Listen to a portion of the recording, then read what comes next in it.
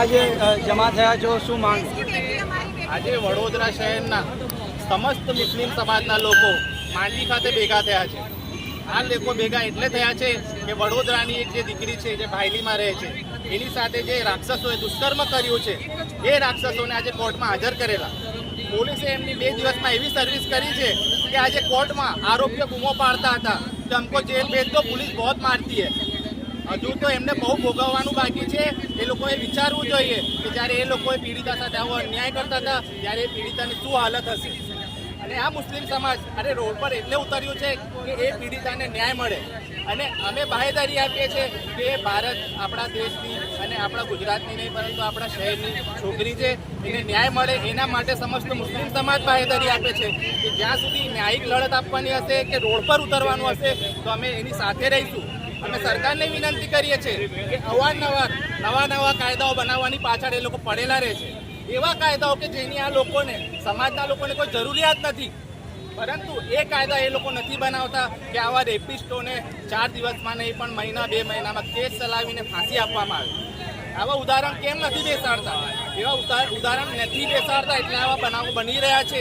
જો આવા 1-2 ઉદાહરણ બેસાડીશું તો આપણી છોકરીઓ રાત્રે 4 વાગે, આ વડોદરા સંસ્કારી નગરી છે, આપણી છોકરીઓ ત્યારે 4 વાગે પણ નીકળવાની હોય ને તો એને એક પણ વખત વિચારવું ના પડે.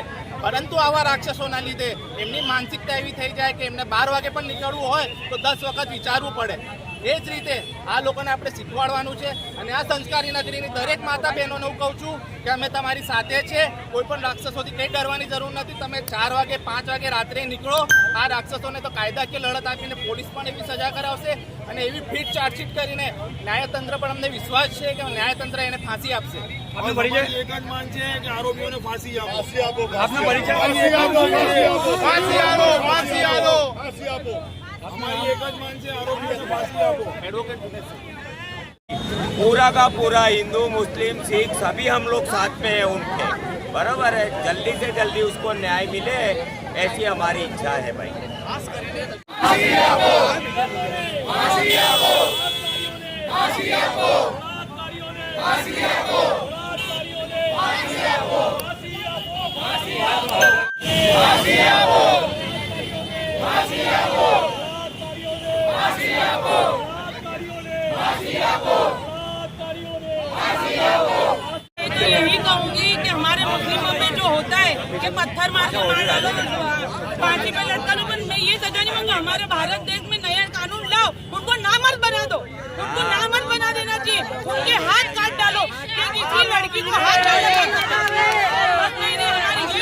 क्या नाम आपका? संजीदा तैयब.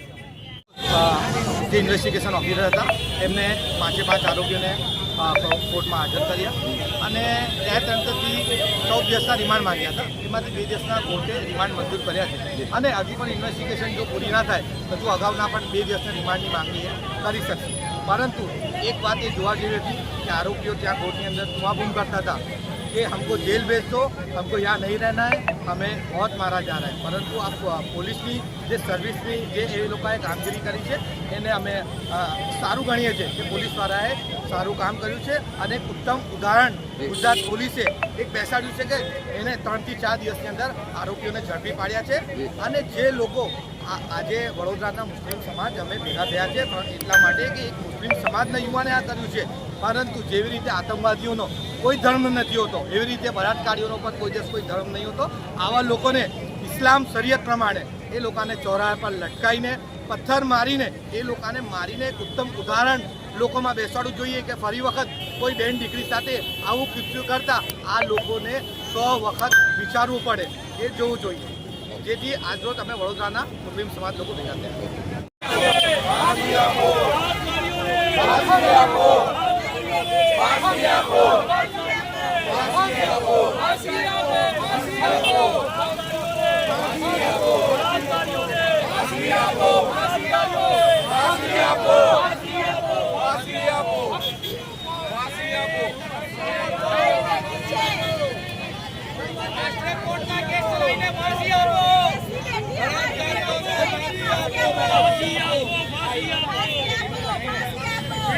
न्याय आपो.